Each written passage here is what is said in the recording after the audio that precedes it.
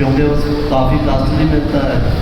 تو کرنا اس طرح ہے کہ 1 تولہ پارا لے لیں اور 3 تولہ تذاب گندک لے لیں.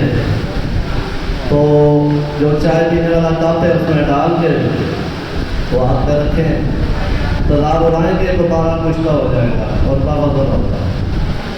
اس کے بعد جس طرح میں نے کیا ہے 2 تولہ چاندی پگھال کے تو اس پہ تقریباً 3 گرام کی چٹکیاں دی ہیں چاندی پہ. اس کے بعد اس کو تذاب شعلہ میں ڈال کے آپ پہ رکھیں، وہ تحلیل ہو جائے گی. اور ساتھ میں نا گتے کا ڈبہ لے کے وہ برتن اس میں رکھ دیں جب ٹھنڈا ہو جائے اور روشنی سے بچا کے رکھیں. تقریباً 24 گھنٹے کے اندر جب وہ بیٹھ جائے گی چاندی تو کرسٹل کی صورت میں کانچ کی شکل میں وہ چاندی ملے گی اور وہ سے بنا ریٹ ہوگا. اگر کوئی فائدہ اٹھانا چاہے تو اسے اٹھا سکتا ہے.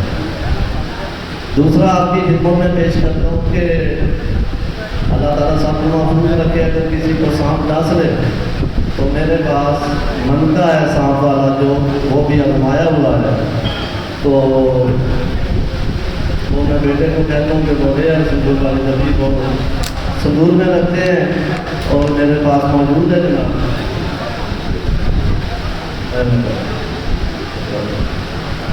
اللہ نہ کرے اگر کسی کو سانپ ڈس لے تو متاثرہ جگہ پر یہ منکا رکھنے سے 10 سے 15 منٹ کے اندر اندر یہ زہر کو سک کر لے گا.